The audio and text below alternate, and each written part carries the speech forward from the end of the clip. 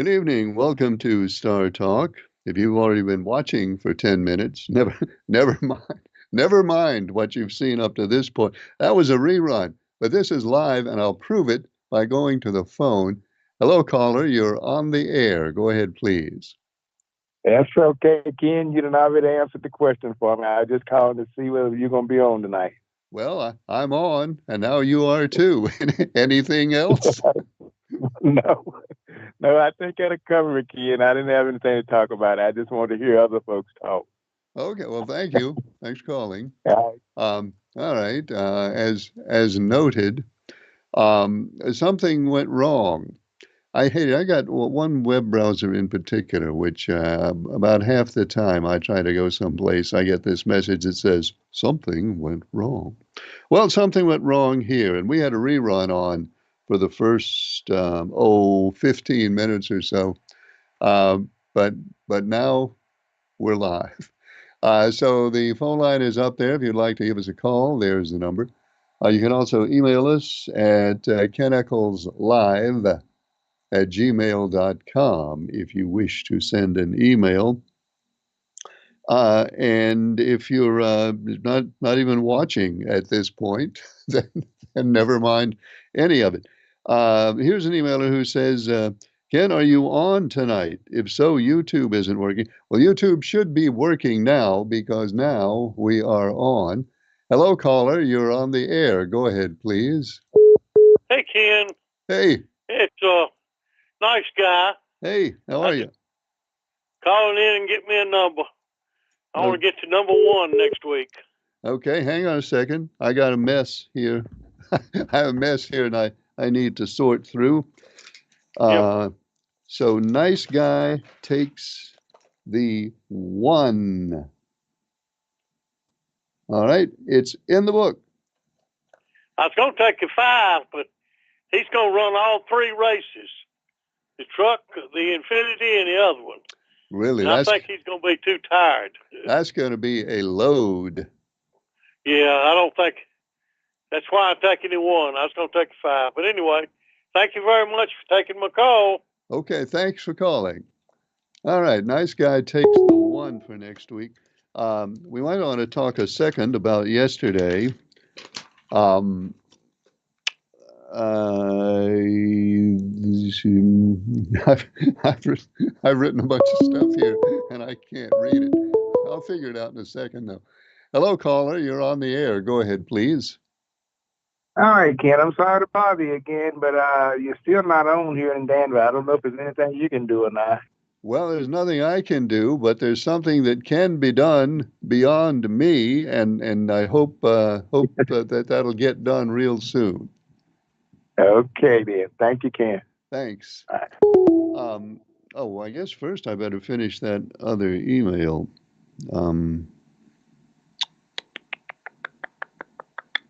Emailer saying, are you on tonight? If so, YouTube isn't working. Well, we weren't on, but now we are. So YouTube ought to be working now. Please put down Citizen D in the great book for Chase Briscoe, as I think this is the last week before the Martinsville tickets are given away. All right, move that and get this. And Citizen D takes the 19. Chase Briscoe 19, right? I'll look that up and make sure I've got the right number there. We still have, oh, we got another phone call. Hi, caller, you're on the air. Go ahead, please. Hey, Ken, how you doing, buddy? I'm good, early bird. How are you? I'm doing all right. You know what place I'm in? I do. I absolutely do. And I'll tell you as soon as I turn this page. Early bird, Okay. you are number 3, third place. I'm back in third again, ain't I? Yeah, nice guy got past you yesterday. Yeah. Liberals on top with 185. Nice guy has 164, and you've got 161. So you're still in good shape. Okay, I'll call back in tomorrow and figure out what I want to do. All right, that's good. We'll look forward to that. Okay, thank you, Ken. Thanks Bye-bye. for calling. Now that email said,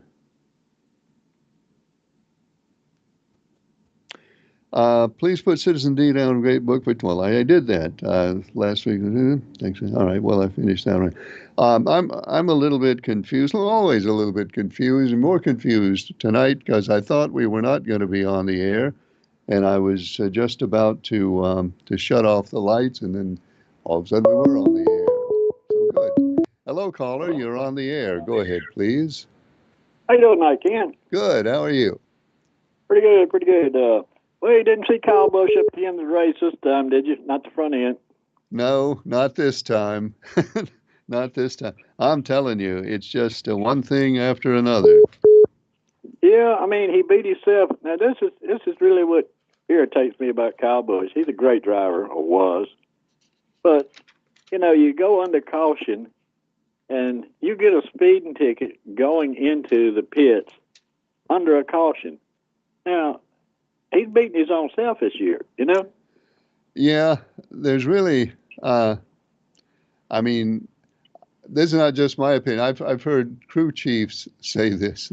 There's no excuse for speeding onto pit. Everybody knows the rules, and you've got stuff right there on your dashboard to tell you how fast you're going.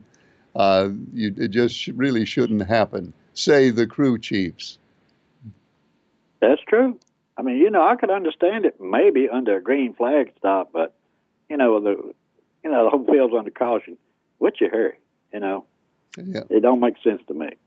Well, he's still looking. He's going to win one sometime, but it wasn't yesterday. That's for sure. Put me down for the 20 this week, if you would, Ken. All right, Mr. Pelham has the 20. Nobody, not surprisingly, nobody had Josh Berry yesterday. That don't surprise me, Ken. That would have been one of my last picks, but so much for my last picks. But the 100, well, I think you said the 105th win for the Wood brothers, with 20 different drivers. What a history that team has. Yeah, I was proud of them, Ken. I've always liked the Wood brothers. I mean, local boys, they've been in NASCAR forever and a day, but I was glad to see him win it. I really was. Yeah, they were one of the founding teams, I guess. Yes, sir. Yes, sir. And they still wear those 1960s pit crew uniforms. Yeah, and a lot of their paint schemes and everything back in the day too. That's one thing I like about them. But I had no idea he'd pull that race off, because nowadays anybody can win any given race. It's just, it's just not a set deal anymore. That's how it looks. Now, you started to say something else, and I interrupted you. To talk politics a little bit, are we under constitutional crisis now with deporting these immigrants after a judge says you can't legally do that? I mean, what's up with that? Is it a constitutional crisis? I don't know. It's certainly a constitutional question. I don't know at what point a question becomes a crisis. I guess it depends on what, if anything, happens next. It is a constitutional question, though, when anybody, you or me or the president or anybody, ignores a court order. We're not supposed to do it, and the president's not supposed to do it either. So it's going to have to be explained and probably adjudicated, because judges get upset when something like that happens, and it's happened a few times before, and now it's happened again. So we will see exactly what happens next in court, whether it becomes a crisis or not. Well, today at 5 o'clock, that judge ordered a meeting, and they had one. Yep. And Trump came in and basically said, well, we don't have to tell you anything. Well, but the judge did say after that today, he said, okay, by noon tomorrow, I want those people either en route being returned or not, Well, the Constitution makes clear that the judicial branch is a co-equal branch, the judicial branch, the executive branch, and the Congress are co-equal. No one branch is in charge of the other, and each branch has ways to check and balance the other branches. And checks and balances are very important when they wrote the Constitution. And the check that the judicial branch has on the executive branch is court decrees, court orders, and court action. Of course, the check the executive branch has on the judicial branch is the executive branch gets to appoint the judicial branch. But that's how it's supposed to work, and court orders are supposed to be honored. Of course, the courts don't have the courts really don't have a means to enforce a court order. If one of the other branches decides to ignore it, all they have is another court order. And if that system breaks down, then our system of government has broken down. So we'll see. That's true, Ken. And as everybody knows, I assume they know, that we're not at war with Venezuela, and we're not being invaded by the country of Venezuela. So, as far as I'm concerned, that whole thing is just a joke for, just to pump up his MAGA crowds. And Trump said over the weekend, too, he said these pardons that Biden wrote were illegal due to auto pen signatures. Well, what's that about? I mean, if you remember back in the COVID crisis, Trump and Biden both were handing out stimulus checks, but Trump actually held his up just so he could get his signature on it. And I don't think he signed all those stimulus checks. Do you? Well, no, he didn't. The courts have held, and this has been to court before, the courts have held that a law signed by auto pen is legal.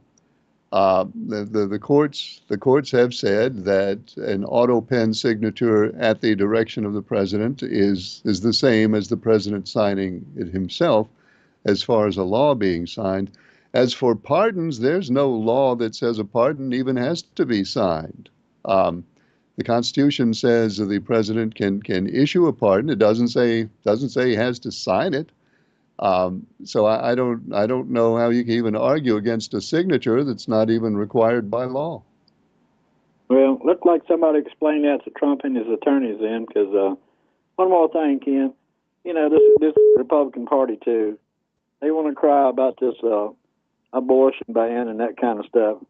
Well, just look at what they did with this PEPFAR thing. I mean, Trump and his new administration and, Elon Musketeer and that bunch, they did away with that organization. Just think of how many children and males, females, adults, whatever, are going to die due to not getting AIDS vaccines and medicines for those things. I mean, they want to claim that they're so protective of everybody, and then they turn around and cut off all this U.S. aid that's starving people to death in foreign countries. And, they say one thing and do another. Of course, all politicians do it, but these people are really putting it out there in front of the whole world to see now.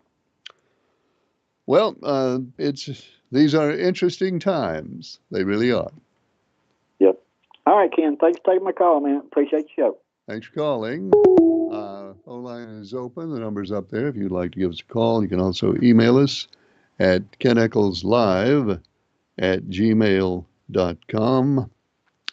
And let's see, here's an email that says, are you on tonight? If so, YouTube isn't working. Okay. Oh, wait, no, here's a newer email. You are on. Awesome. Thought you were taking St. Patty's Day off on us. What do you think about, I'll tell you what I think about that in just a second. Hello, caller. You're on the air. Go ahead, please. Hey, Ken, it's Mark from Maryland. Hey, Mark. How are you? Okay, how you doing? I'm doing okay. That's good. What position am I in? Well, let me take a look at the great book here, Mark. You are, you're number 14. 14. Yeah. Yeah, you kind of I know. dropped down a little bit. Yeah, I know. Number 11 yesterday was in third place. Then he went to the pit. Then he was late coming out of the pit, and he ended up being 25th in the final. Yeah, Denny Hamlin had not the finish he was hoping for yesterday. Yeah. Go ahead and put me down for number 9, Chase Elliott, for the next race. All right, Mark has the 9. It's in the book. And don't forget to tell Charles for Danville that Matt Singer Wednesday night on Fox 8. 8 o'clock Wednesday night on your local Fox affiliate. I'll tell him. Okay, thank you. Thanks. Thanks for calling, Mark. Mass Singer, 8 o'clock Wednesday, your local Fox affiliate. Let's see. Emailer wants to know what I think of UNC making the men's basketball tourney. Looks like their AD got them some special treatment, don't you think? Sent from okay. Yeah, they made it. Carolina will be playing in the first 4 against San Diego State. You know, I don't know. Obviously, I'm not behind closed doors at the NCAA. They were. Here's what I understand from what I read about what one member of the committee said. North Carolina was the last team being considered, the 68th out of 68. And if San Diego State had won their conference tournament, then Carolina would not be in the tournament. And I'll explain that in just a second. Hello, caller. You're on the air. Go ahead, please. Good evening, Ken. Briscoe from Huntsville. Hey, Briscoe. How are you doing? Good. Greensboro News and Record. Okay. What happened? I understand you canceled your subscription. I did. Several months ago. I did. Well, I got a note with my paper latter part of last week said they would quit delivering to homes, but they would be delivered to the United States Postal Service. Okay. I got my first paper today. It was on time. But I just wondered, Sunday's papers will probably be delivered on Monday from now on. Yep, probably. And let's see, what else? People that don't have mail delivered to their home have a post office box. Yep. They need to go to the post office every day to get their newspaper. If they've got a small box, the newspaper is going to crowd out their first-class mail and bills and so forth. Yeah, it's going to be an issue. You know, I'm not surprised that they've done that. I really hated to cancel my subscription. I did, but I wasn't getting the paper all the time. I was paying for papers that I never got, and I just couldn't continue doing that. And now, now it's only going to be in the mail, and that's going to make it a day late. And well, depending on the postal service, it might be 2 days late. It's just this is just kind of a continuing decline for the News and Record, and I'm sorry to see it. I am too, but like I say, I got Monday's paper today, and but I don't know what I got Sunday's paper delivered into my paper box yesterday, but today's the first time I got one by the Postal Service. Well, I'm glad it came the same day. That's a good sign. But people with post office boxes, they're going to have to spend more money than they would for a newspaper, driving to the post office or whatever, to keep their mailbox empty. Yep, that's probably true, Briscoe, and it's a tough situation, and I know there's still folks, and I'm one of them who likes to have that paper in your hand. I like that, but I couldn't keep paying for it when I didn't get it every day. Well, I've been a subscriber to the News and Record just about ever since I've been here in Rockingham County, and but they're going downhill, and it's not going to be many months or many years before they say, okay, we're closing down. Well, I'm afraid you're right, Briscoe. At the very least, it's not going to be long before they say we're not going to print it on paper anymore. It'll only be on the internet. And I don't know where it goes from there, but it's really it's a sad thing to see, but it's a sign of the times. Well, if they have it on the internet, you can mark me out because I don't have a computer, never have had one, and never want one. Well, Briscoe, I hope they keep sending you a newspaper every day. Well, thank you so much for taking my call. Well, thanks for calling. Yeah, it's a tough story for people who like newspapers. Tough story. Hello, caller. Are you there?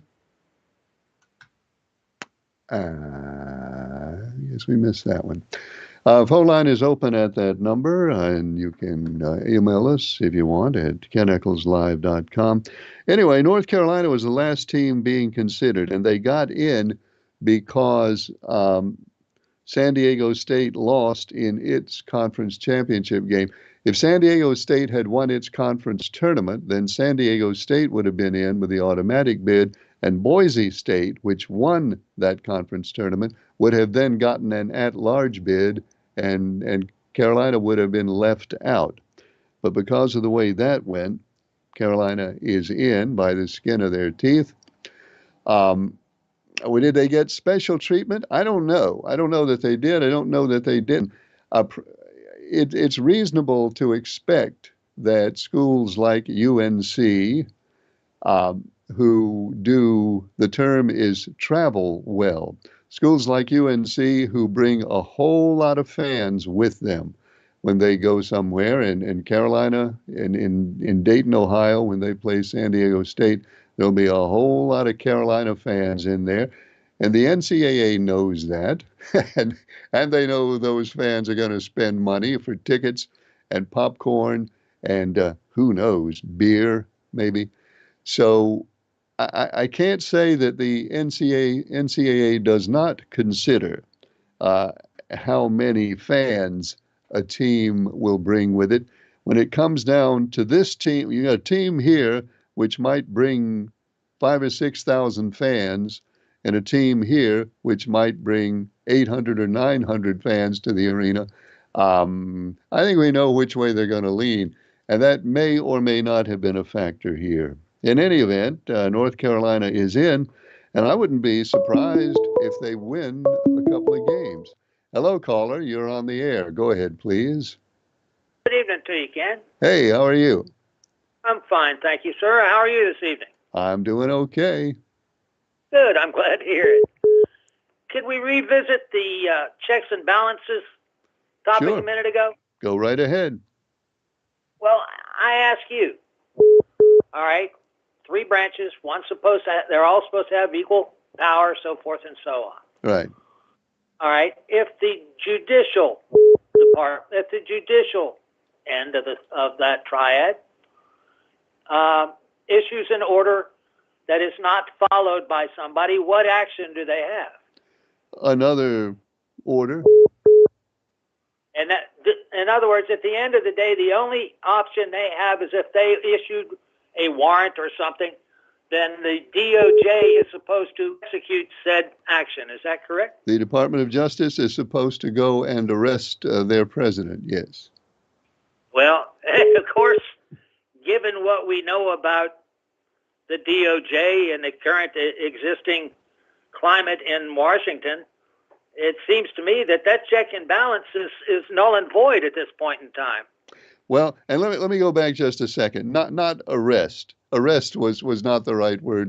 The DOJ is supposed to serve notice on the president that unless the court order is complied with, then further actions will be forthcoming. So let's go back to that.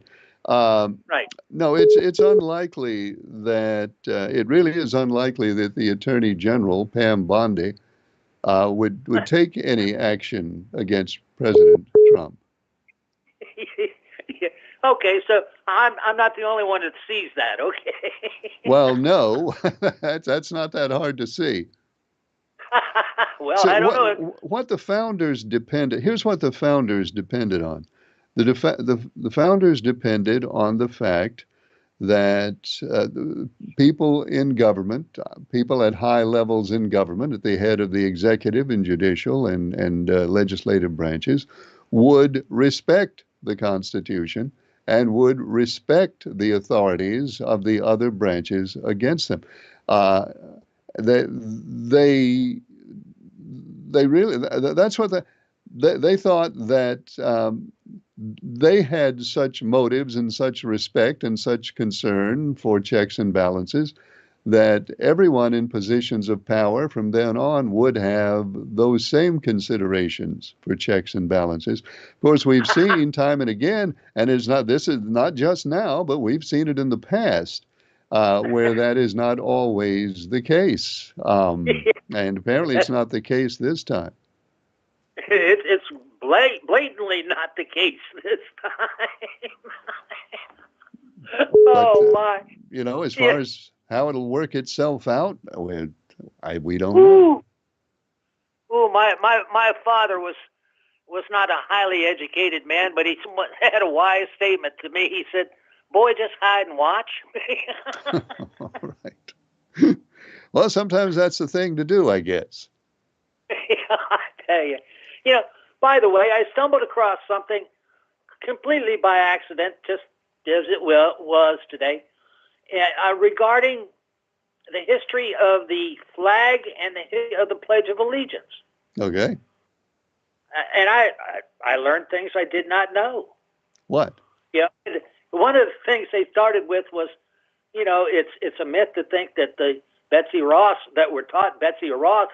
had anything to do with sewing the flag. She didn't. Yeah. But it's a good story. It's a good story. But they went on to talk about how the flag was not really adopted until well into actually after the Civil War. It actually it wasn't adopted in this country until the days of the Civil War, when it was used by the Union side during the war. Prior to that, for example, the painting we see of Washington being rowed across the Delaware with the American flag drapes around it. Well, no. Yeah, we know. No. No. It didn't work out that way. But again, it's a good story. It turned out that the actual story behind the Pledge of Allegiance to the United States happened in 1892. And it had to do with all of the immigrants flooding into the country from all over the world. And they decided that these people were all coming from different backgrounds, different ethnicities, different cultures, blah, blah, blah. The only thing they could get all of these people united behind was pledging allegiance to a flag, and that's what it took to be admitted to this country, was standing there and pledging allegiance to the flag. I didn't know that. I did not either. They went on to show they had some early photographs. Do you realize that the saluting of the flag as we know it today didn't happen until well into World War II? Now, I sort of knew that, but that's the first thing you've told me that I kind of halfway knew. It was fascinating.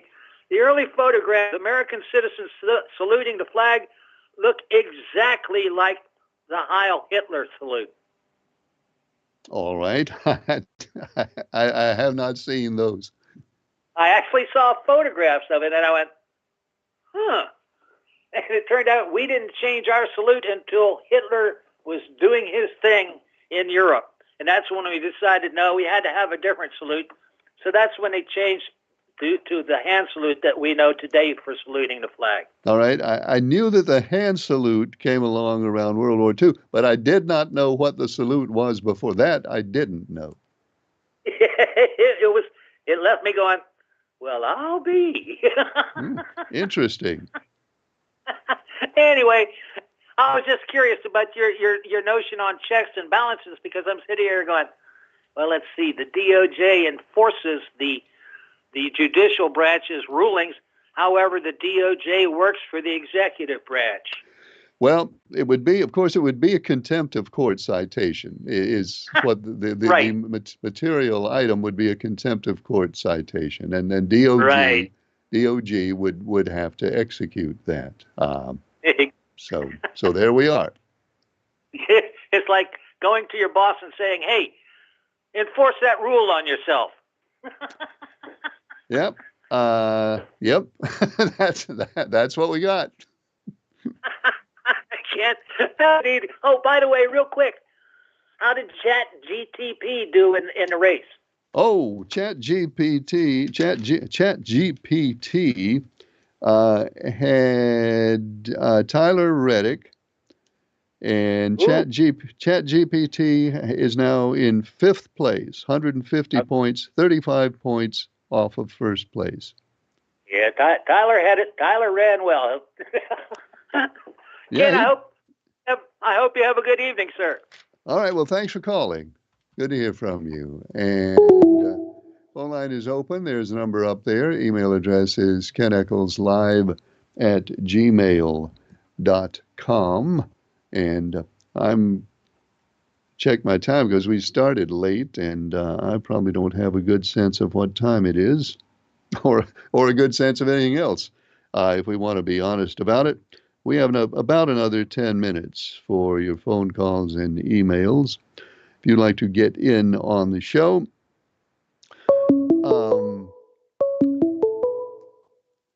hello, caller. You're on the air. Go ahead, please. Yes, Ken. How you doing? I'm okay. How are you? Man, I thought about you yesterday. I saw number 12 twirling around there, and I said, well, Ken done jinxed somebody else. At least it wasn't I. Yeah, well, I would be now, if I was an official competitor, I'd now be 16th out of 17. All right, Ken. Look, let me have 4 and 6 right quick. Position in the points, please. Okay, I'm sorry. What was that again? 4 and 6. 4 and 6 position in the points.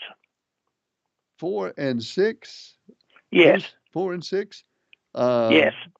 Citizen D is number 4, and Pretty Man is number 6. Yeah. What are their accumulations?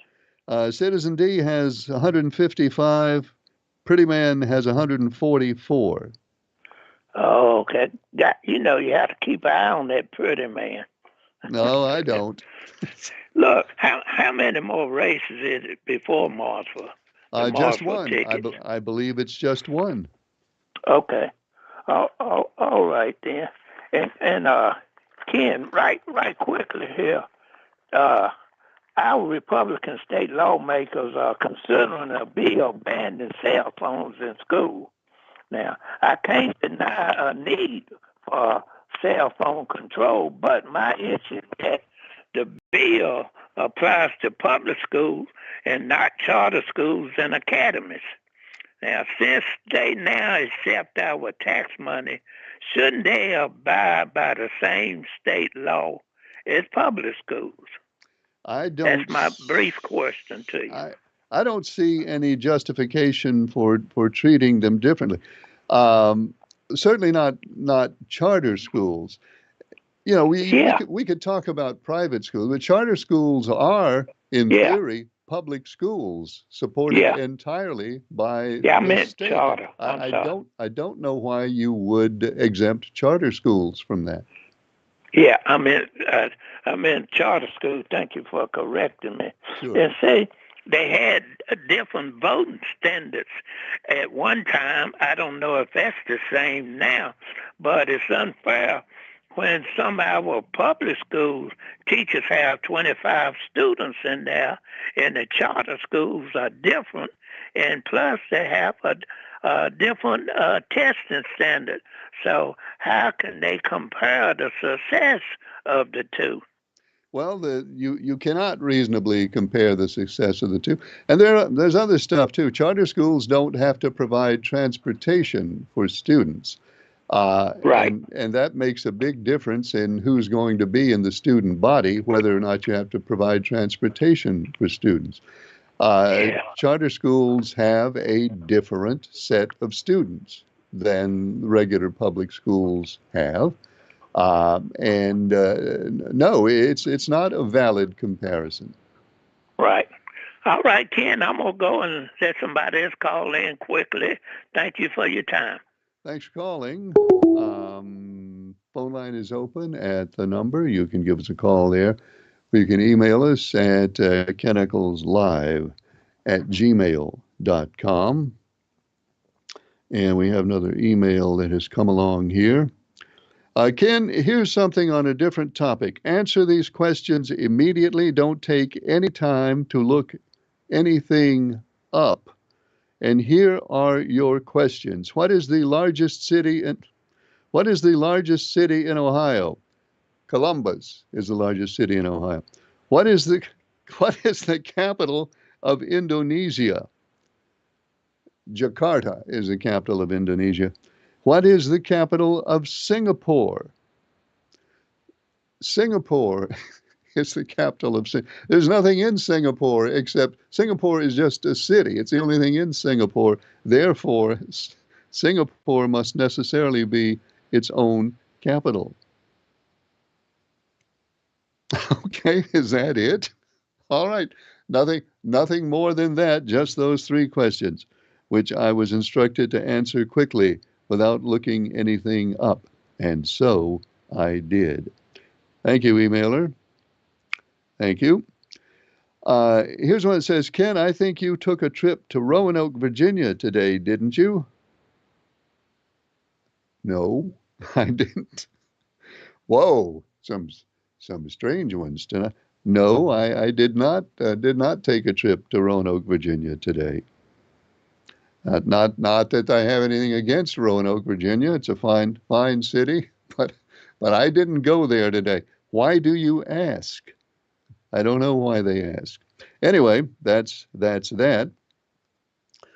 And then this one says, oh, it's from Pretty Man. Do I have to? I guess I do have time to read it. Hello, Eccles. It is Pretty Man. In case you didn't notice, and you probably didn't because you are not a smart man, I am now dominating the NASCAR contest in the same way that I've dominated so other contests of this time. So I've dominated so other contests of this time. Yeah, that makes sense. Thank you for that. Well, hold on a second. Hang on a second. I don't know how you define dominating, but I believe you're in. Where are you, Pretty Man? You're in sixth place. That means that 4 people and one artificial intelligence are ahead of you. So I don't know how you conclude from that you're dominating the contest. But let's just read on. Time after time, you insult me, and you insult me, and you assault my many fans, and you deny that I have the abilities of far beyond. The abilities of far beyond. Yeah, I do deny that, Pretty Man. So I think it is time now that you begin to respect my magnificence and give me the credit and the honor that I deserve. So I want you to say to the people that you admire Pretty Man more than any other person. No, I'm not saying that. I'm not saying that. I will say I admire your son and your daughter, very intelligent, successful people, and your wife, very intelligent and successful lady. I don't know why she married you, but it's really none of my business.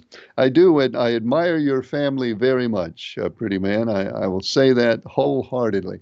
But you, no, no, nope, nope, nope, nope. And finally, he says, and since we are on the subject, put me down, put me down for the car number 5 at the next race. All right. First, I'm going to make sure he didn't have the 5 last week, because sometimes Pretty Man tries to sneak one by on us.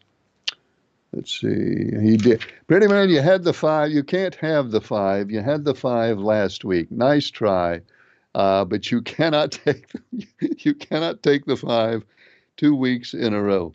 So, Pretty Man, why don't you, in your vast intelligence, why don't you try and remember when you're making your pick, try to remember who you picked last week, so you don't make the mistake of trying to pick the same driver 2 weeks in a row, because that's not allowed.